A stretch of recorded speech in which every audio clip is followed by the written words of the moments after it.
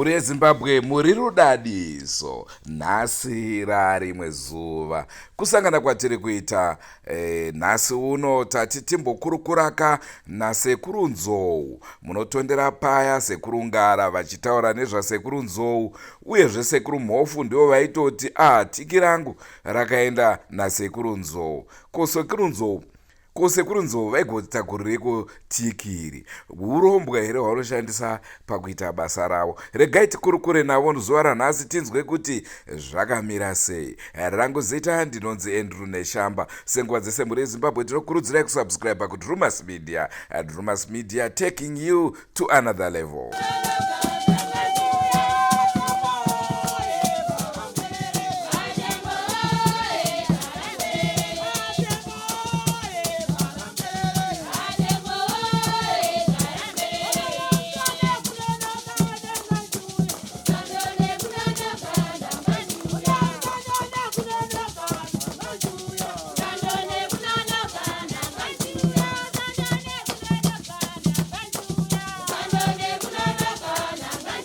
Ndine Sekuru Nzou mtsunga wedande.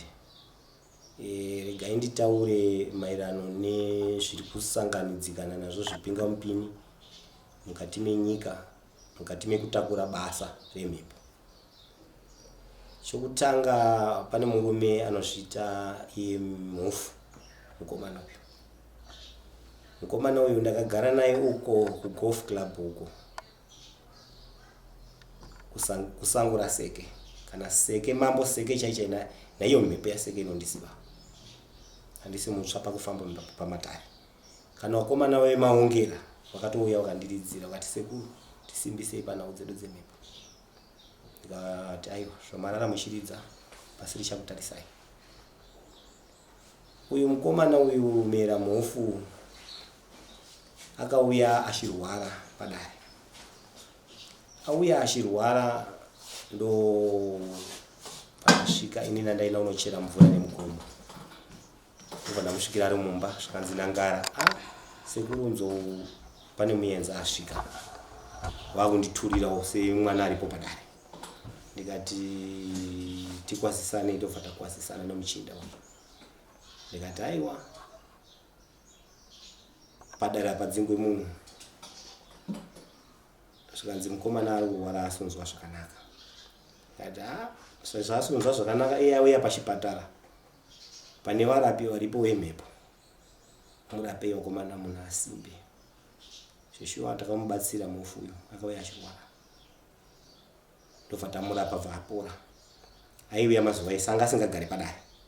Aita zvokushanya achidzokera kumba kwake.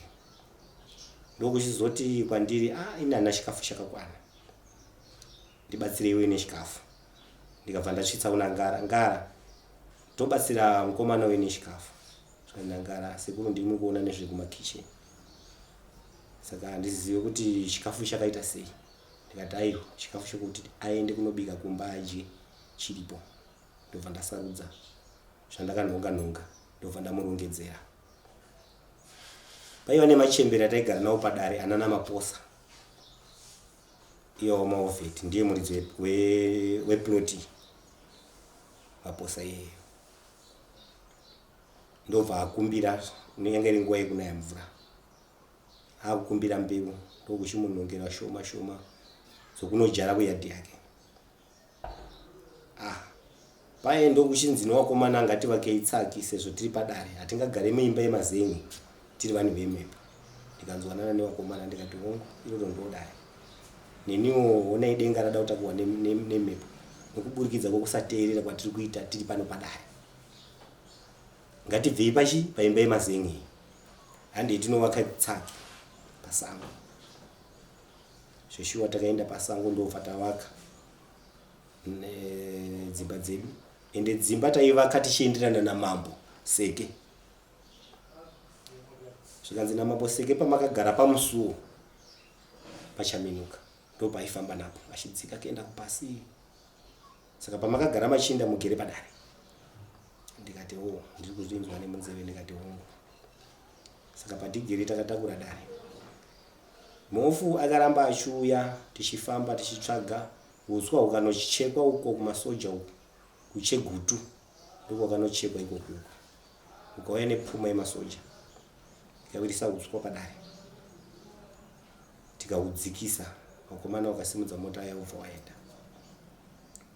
ndikati nhumba yemuda kuti tivake tsaki ndichavaka ndini ndezvishuwa ndini ndakaivaka nhumba iripo paitsaki yekutanga kutakura dare ndikati ndichasimikidza semwana womera nzou ngaindise zondo rangu papi mukati menyika yaseke ndobva ndamisikidza nhumba iye Mhofu aiuyawo apo noapo achibatsiridzawo ndobva ndazoudza vakomana ndikati uyu mukomana uyu handisi kuda kuti avake nhumba iyi achatipiringishira dare isi tiri kuti tikutakura dare nokuti mukomana uyu achine mhepo yaachinayo so ndinakomana takatisina kukuudza Sekuru Nzou kuti mukomana uyu auya kosarenda bhegi rakazara mushonga yanga yakazara mubhegi mwimi ndikati riri kupi zvikanzi riri mumba umu ndikati sei musina kunditurirawo panapa togona kutadza kupa gara tichirwa nezvinhu kana kuputika kwezvinhu nokuti ndunga anga ine mishonga yakashata akasiya nyanga dzanyika anga singagadziri nyika asi kuti airombesa vanhu vanenge vachida upfumi zvikanzi topadii ndikati kana auya Mhofu ngatitaurei naye nenyaya yebhegi rake iri titoriita sei nokuti sisi tikaramba tichigara naro isi tichirara imomo mangwana azvizika nezvinoitika mumwe anodzipiwa takarara kuhope zvanzi nevakomana ana nangara vangu varipo aiwa vana venyu tainzwa Nzou pana chaka tadaro muchinda uyu ndobva tabatsiridzana kuvaka tsaki akangoita zuva ribodzi repiri ndobva ndachivaka inini vamwe vakomana vanga varipo ipapapo vapfana vakauya vachibatsirwa padare vanga ine kombi yavo vakomana ivo ndobva ndapfirira navo tsaki iyi ndobva taipedza zuva ribodzi tinana Dhani hanzadzi yana Kero avo vese ava vaira moyo vaiva negate raivapo padare revaira moyo rakanga rakatenderwa nezvambwa 12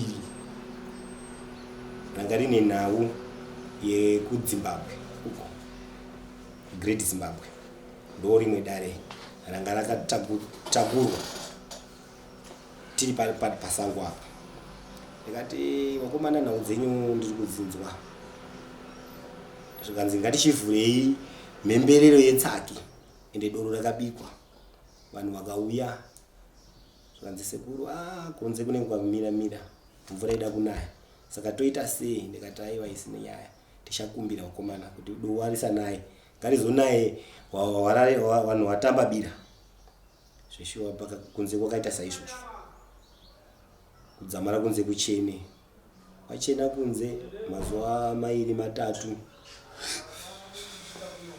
Mhofu uye ndo paakaenda kunomwe mukomana anozviti Sekuru Gora arimo mumaraini mumu iko kudhuze nekwagombiro kudhuze nekumashopu Sekuru Gora vaye ndobva aenda kuMhofu uyu ndobva ati Sekuru Mhofu mukuzivei kuti munzvimbo muno mune mhondoro dzauya asi mhondoro izvo dzauya dzazivisa ani kuti tauya muno hativadzingei ndi Mhofu uyu ari kunotaurira uyu Sekuru Gora zvisineiwo isusu padare taida huni ndobva taona anombera maoko kwaiye Sekuru Gora uyu ndobva ndamubvunza tasangana kutsime ndikati shamwari tiri kutsvagawo vanhu vanotengesa huni zvikanzi tinogona kukutsvagirai tine mapurazi atinoziva anotengeswa huni tipei mari ndobva taiburitsa $100 Sekuru Gora ndobva wachizouya padare ini Mhofu ataura makuhwa ake kuna Sekuru Gora kuti vanhu ngavadzingwe Sekuru Gora akati ndega ndinotsika ndega nemutsoka dzangu ndinoona kuti chokwadi here Sekuru Gora zvashuwa akasimudza tsoka dzawo ndobva wasvika padare zvakanzi ko ndimi muri kutaura inga muri vana vedare handina chandashora machinda niniwo ndiri munhu wemhepo ndinotosenzawo iko kumatare emhepo tichitopa vanhu macertificate emhepo ndiSekuru Gorawo ndikati inini zvematsamba mukutaura tinozviona kana zvatanga. Ini handina chandinokwanisa kutaura asi chinotaura imhepo. Ini nyama ndinenge ndichimonzinde kwakati nemhepo inenge ichindituma. Kana nguva yacho yakwana bepa ndichapuwa chimbomirai kundipa bepa nokuti zvimwe ndingazozvitutumadze kana kuita zvisizvo nokuti ndanyengedzwa nebepa riye. Ndizvo mazuva ndakamupindura Sekuru Gora. Sekuru Gora ndobva wataura maererano naMhofu zvikanzi Mhofu aya achintaura achinditi ndimi macho mamushinzi ndikudzingei pano pasango. Ndikati hongu zvikanzi ko kwamambo makaenda here? Ndikati hongu kwamambo Seke takaenda. Mambo Seke anotiziva nemhepo yaSeke vacho inotiziva. Kutori nenhumba iri kutowakwa yekugamuchira mhepo iyi yekamukomana uyu Merangara uyu mukomana uyu. Zvadaro uyu Sekuru Gora ndobva wadzokera kumba kwavo. Tasara paye ndikati hande makomana mazvona zvandaikuudza izvi. Ndakudza Ngara ndikati Ngara ndaikuudza kuti mwana uyu usabva wanyanya kumuisa apa pako apa. Mangwana anotisikira moto pano. Chiona rauya uyu muchinda uyu achitaura uyu. Sekuru Gora chinzora wakutaura. Nokuti kuna Sekuru Gora anobva kuChipinge. Mhofu anobva Chipinge. Saka wakaenda wachitisiso wane kuChipinge tikunzi bvai muno. Ndora akaenda achitaura rokunyepa. Achida kuti isisu tidzingwe. Asi asiri kuziva kuti mukati mekugara kwedu dare titori nevamwe vanhu wangari muhurumende warimo mudare. Ndizvo zvanga asina kuziva mukomana uyu.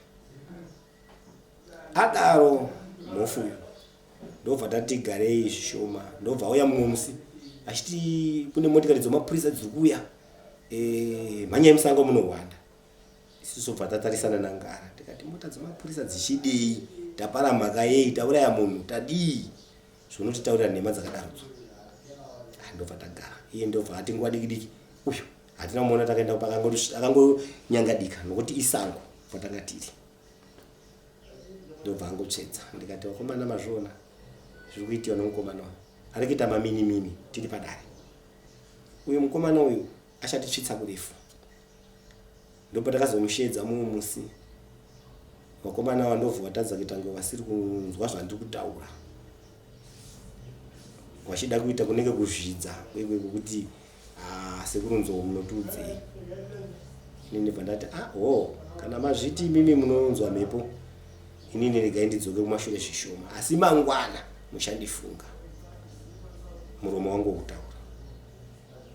Zvadaro hazvina kutora mazuva. Ndo pakaiuya vasikana vana vedare. Vana Kero, vana Dhani, vana Maposa, nevamwe vana vakadaro. Nana Shumba vasikana vana vaiuya mudare. Musi uyu pakauya Kero naDhani. Kero ndobva ataura nhau yake yehope. Ataura nhau yehope ndo pandakaita kakubatikana uyu Ngara uyu, Ngara mudiki uyu. Ndobva asimudza mapfumo angu inini akasimudza mairi. Ndobva anoyabaisa Kero paoko. Achibva anodonera pasi. Inini ndobva ndachiramba ndakatarisa vakomana. Ndikati izvi zvazvemhepo here kana kuti zvazvenyama. Nokuti mhepo chaiye kana ichiuya chero ikaita hasha haibaya vana vekugara navo padare. Chero iye chaminuka chaiye achiuya anotosvikira kwatiri siso vairanzwa. Ndoko anotopotera isu totosimudza vakumuendesa kuna Seke. Nokuti iye pashe zvake hazviendesi. Anotopotera kwatiri siso vairanzwa vakuchimuendesa. Saka ndodare ndaigarira nevakomana ndichiti kana ndagutsikana munyama yangu kuti ndiye chaminuko ndichamuendesa kubako. Asi kubako ndakamuendesa ndakaona akafoira bako rachaminuka. Akasvika ndobva amira patanga kuzeza kupinda muninga yachaminuka yacho. Ndiwo imwe anza hwani yakafoira nayo. Ini ndiri kuzviona handina kutaura zvakawanda. Ini ndini akatotungamira vanhu kutodzika muninga muye usiku mapasti 12 ndadzika kuenda pasi. Iyo ndo chibva wasotera. Ninga iyoyo. Kana uri panza apa waone kuyerera kwemvura. Asi kana uri pasi unoona kuyerera kwemvura kweninga iyoyo. iri kumapapu kwachaminuko. Ndobva tabuda muninga muye, ndobva ndaisa anza yangu mumwoyo. Saka uyu zvari kuti chaminuka aregere kuita bipi rake paanandiratidza. Ndikati awa ndo vanhu vanopedzera vanhu nguva, vanozonyepera vanhu. Tisu vana nhingi, kondiratidze bipi rako rimwe chete ndinogutsikana naro. Amai daro ndingara. Hindi. Ndingara uyu, wandaidara uyu. Tapedza tabva ikoko. Ndokudzoka nevakomana. Tasvika padare. Ndo pandakati izvo ndega nechemwoyo. Kero akabayiwa nezuro nemapfumo nevakomana. Kuno nhasi ndini ndiri kupano padare. Mhofu haaverengwa, anongouya apo nopapo, zvimwe zvaanonyepa. Ndiri kutongesa ndega nechemwoyo. Ndati tichaona kwazvinogumira. Nguva diki Mhofu vasvika kuseni. Zvikanzi vakomana isi tandichangobva kuninga uku. Vakomana ndiri kudiwa kuchipinge. Kukuitiwa nyaradzo yandunge. Saka ndakatomiriwa nemabhegi. Saka ndikukumbirawo mari dzebhasi. Zvikanzi nangara Sekuru Nzou inzwai kutaura nomukomana. Ndikati ndainzwa. Ngatichingobvisei kamari katinako tumpi. Ndobva tabvisa $60. Ndikati kuenda kusvika kuamene tukwatusapere kunozobata mabhazi anoenda kunyanga ikoko. Taverenga mari dzedu dzokuenda nekudzoka kwashe. Tamupa mari iyi. Ndunge haangaende uyo kwagombira kunomwahwa mari. Kuseni adzoka futi Mhofu. Ari kuti zvoni pane zvakati pane magama ari kutengesiwa. Saka makati mune imwe tsaki imwe yamuda kuwaka yechi2 padare.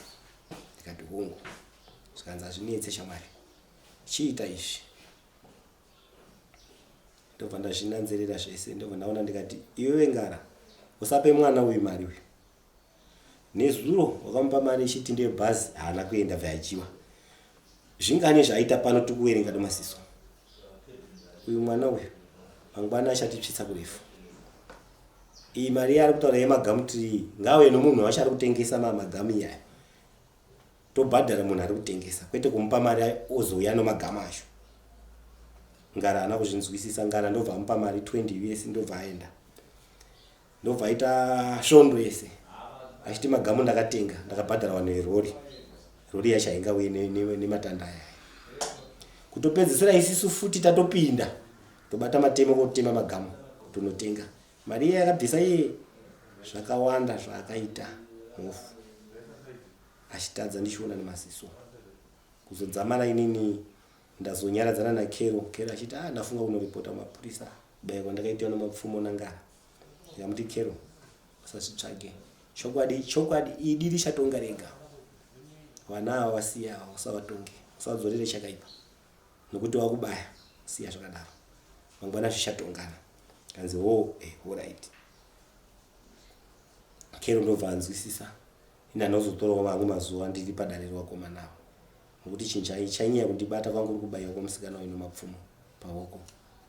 Ndo zvinyaya yakanyanya kundibata padare revakomana ivavo.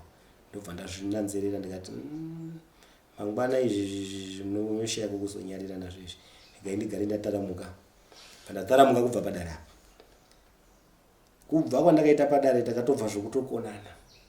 Yanga iri nhau yekubvunzana.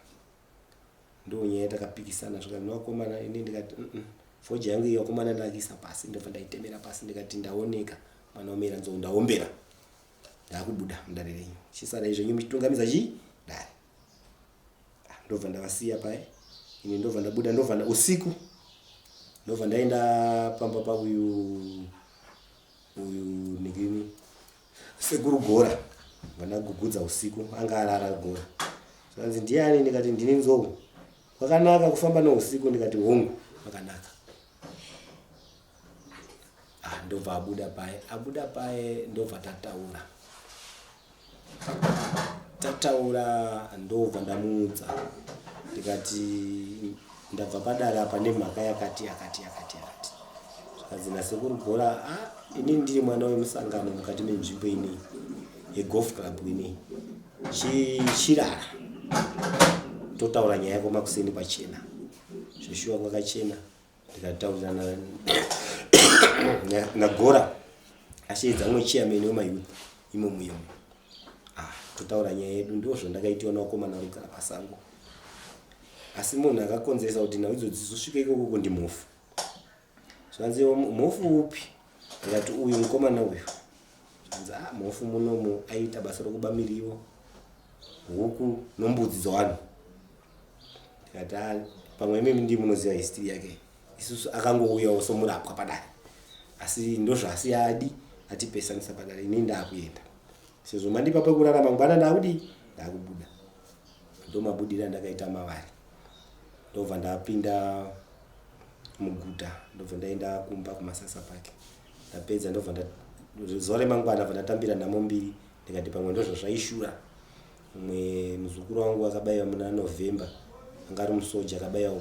paAirap umwe muzukuru wangu akatsikwa nemota kuBotswana nhamo dzacho dzese ndakazotambira zuva rebodzi kuti imwe kuseni imwe kumasikati apa wese yama ndini sekuru womunhu ari kutomira nhamo idzodzo ndobva ndaenda bva ndabata maoko uku bva ndaenda bva ndabata uku ndobva wanditi sekuru da kutomeende kumusha mufanira kunotema huni nekugadzirisa pamusha nekutema mombe tiri kuuya kumanheri kuno kune bhodhi rebhasi ndapuwa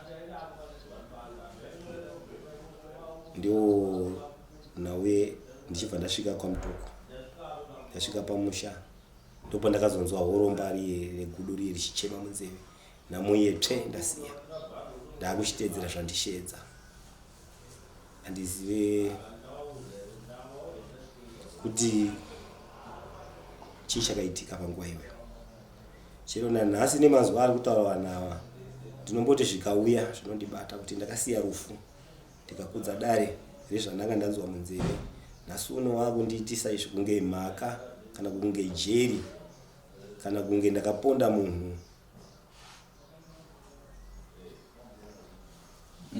tabva ipapo ndafamba kusvika nyika yemakorekore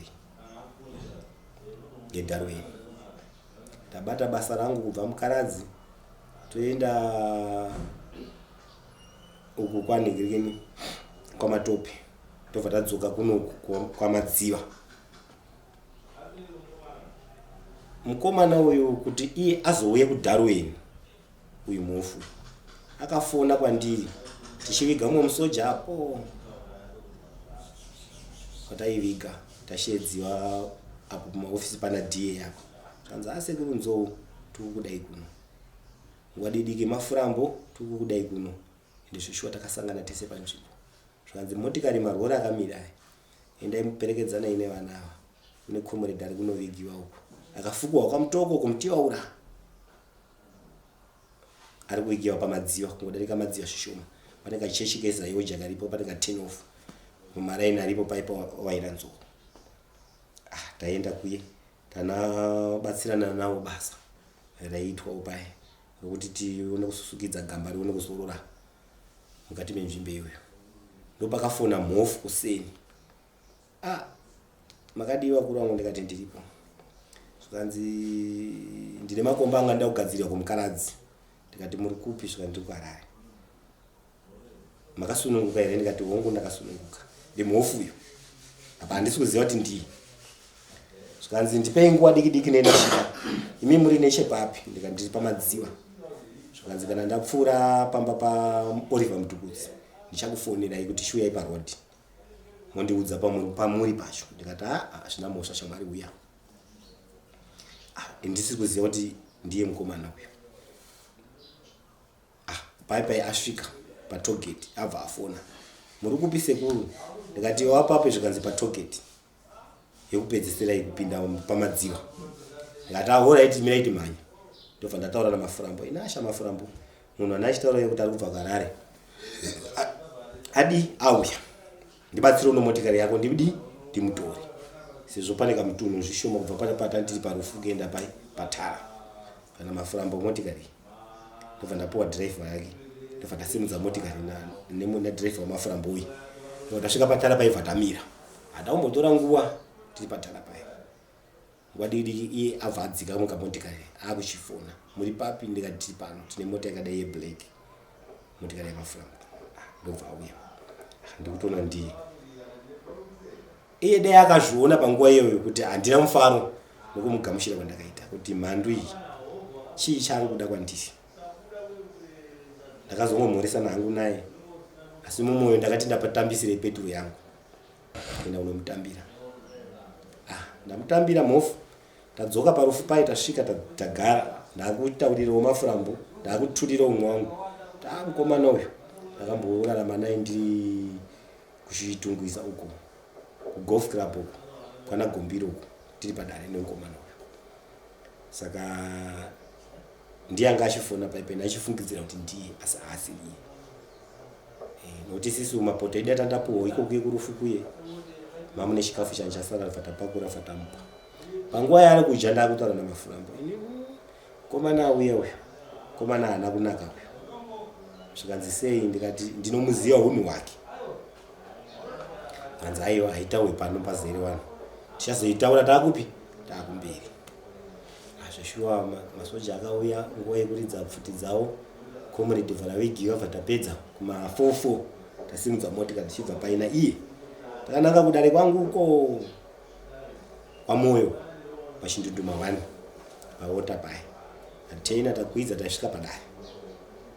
Ndikati se munhu atatambira kubva Harare handiti auya maoko mangu kuna achararaka padare tichikurukura ndinzwe zvaafambira kuti zvaafambira zvii. Akabva aramba kuti motikari zvikanzi handisi kudzika. Ini hausi kudzika. Ndikati handiti vauya kudare ava vakomana ava vane motikari ava hauvazive, ini ndinovaziva. Iwe wafona koo yako yekupedzesera mangwana zvinoitika anopowa makandini nokuti anga achitaura neyo ndini. Saka iwe hauchade kusara. Zvikanzi hongu hanzi ndaida kumhanyira mwana wangu kune mukadzi wangu nemwana wandakasiya kudotito, saka ndiko ndakumhanyira. Ndikati zvangu ndageza maoko. Wakomana mafurambo mamunzwa kutaura kwaita zvikana mafurambo hongu. Ndikati chiendai naye. Asi kana muchienda naye uyu ngasapinde pagedhi pamba penyu, musiyire muDharweni. Ndizvo ndakaudza mafurambo. Musiyire muDharweni, ndiye achaziva motikari yekuenda nekupi zvakwake. Inini mimwe mune mageza maoko. Mangwana hatizode kunzwa mafurambo zvakawanda zvaitiwa pahotera pako nokuti uyu ndinomuziva anosikinya. Kana mafurambo ora ndazvinzwa Sekuru. Mafurambo vasimudza motikari vaenda. Tagara mazuva mairi ndizonzi apamba pandogara kumba kwamubango uko padhuze nepa A2Z kumba kwandogara inini. Asvika agugudza pamba paipai kumanheru. Afunga dzanzi kuma 6 kana kuma 6 to 7 ipapo. Asvika anoka do maimbango ndobva wafura mundidzopamba pandaigara chero nhasi ndopandiri. Ndivani zvandini Mhofu. Zvisinei maimbango wanomuziva Mhofu. Ndimukupona. Ataura. Ndatera Sekuru Nzou wari kupi? Sekuru Nzou wari kudare. Kunonzi kuchindunduma ndoko wari kugara kudare kwamadziva. Kanzi ndatera peni rangu rakaboka pakati. Zvikanzi mambo wafonera here mukataura nawo. Namba dzawo Sekuru Nzou hadzigare dzakadzima dzinogara dzakabaka. Mawafonera here Sekuru Nzou mukavaudza kuti Sekuru Nzou ndo zviripo. Zvikanzi nemuchinda achivapindura. Zvikanzi handakukumbira pekurara. Zvikanzi maimbango pano pekurara hapana. Tiri vakadzi tega tega. Baba wari kumukaradza. Pana pazvite kuti upepe kurara. Apa aiva neshungu yekuti paari kuda kupuwa pokurara achapuwa murumu yangu. Saka amaiwo zvisinei nekumuziva nohunhu. Muchembero ndobva aramba kuti kwete pana hapana pokurara. Zvikanzi ora ndakukumbira kupinda mutoilet. Zvikanzi namai vaenda ndobva aenda ndobva apinda mutoilet imwe nguva diki diki. Ndo pakanzi pakabva pafona foni yake. Achinzi saka iwewe hausi kuda here mari yandakuti nini ndida kukupa 2000 US yoenda mahara here shamwari. Ane munhu aipindurana naye pamakozi nokuti nhau iyi ikaramba ichinesa nichamendesa kumapurisa. Munhu iye akataura naye aimutaura nyaya yekuti ndinokupa here mari 2000 US. Munhu iye anobuda koyo ikatsvagwa nemaCID kuEconet namba idzo dzinowanikwa.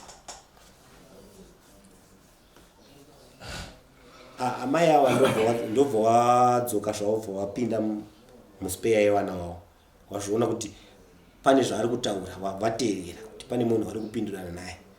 Asi amai ava munhu wavanomuziva ime wakaramba kundiudza kuti munhu ndiani, ati Sekuru handidi kuti muzorwe nevanhu, siyanai nazvo, uyu ndinomuziva, uyu munhu ndo unhu hwake. Ndikati alright, zvanzi muyedzo ndo zvainoita. Ndimai Mubangwa pamba pondogara. Ndafonera namai Mubangwa, Sekuru mhanyai kuno, kwauya munhu akadai Mhofu. Ati mune sende rangu rakaboka pakati 1 peni. Ndikati peni rekupi? Ndimai Mubangwa kuti kutaura pafoni. Ndikati azvinetse muchembere miraindwi. Ko iye akuzotaura sei kwamuri aregerei kutaura pauya pagare. Ende uyezve pana mafurambo aregerei kutaura. Handiti amutambira kubva kuHarare ndini. Aregerei kubva ataura vakomana vese varipo. Sekuru ane mari yangu yakati. Panguva ipi vanhu vese varipo pajekerere. Ko azomuudza pamba pondogara ndiani? Kubva kuuko kunofembera pamba pondogara. Hakuna zvakadaro. Munhu ane vanhu vari kumuda kumupa mari kuti asvibidze basa kana kuti dare randakatakura nyika ino. Apedza ipapo ndo pakabva asimudza tsoka dzake uyo kwa Chief Matope. Asvika kwa Chief Matope kwekuye haana kusvika nemazuva aya. Uku kumba kwandogara inini ati ini ndakamubira peni rake rakaboka pakati. Abva ipapo kwa Chief akasvika akati ndakabiwa Sekuru Nzou wakaenda nenhekwe yangu yegoridhe, nhekwe yegold. Zvokuti kwa Chief Matope akashedza masekretari nemapurisa ake wachinyora pasi mubhuku, vanazvo izvo kutaura kuno, vanazvo uku zvaitaura ikoko. Ndipo wakaona pfungwa dzake kuti munhu uyu pfungwa dzake dzinenge dziri kuda kurasika. Nokuti emi akazopedzera ataura panguva iyoyo akapedzera akati Sekuru Nzou wari kusvibidza nzvimbo yemukaradzi, chuma chandakasiya ndakumbirira. Saka ndipe inini dare ndichenure kuti anga akushora dare riri randakaita kuna mukaradzi. Ndopakanzi ningini nasekretari, iyoyo zvauri kuzviti uri mhondoro, machira ako ari kupi, tsvimbo iripi? Akaonekwa zvese asina. Zvikanzi saka uri mhondoro ipi? Hapana shamwari, hapana tsamba yatinokunyorera pano. Anga asekretari anofamba naMambo Matope anga akutaura mazuva aya.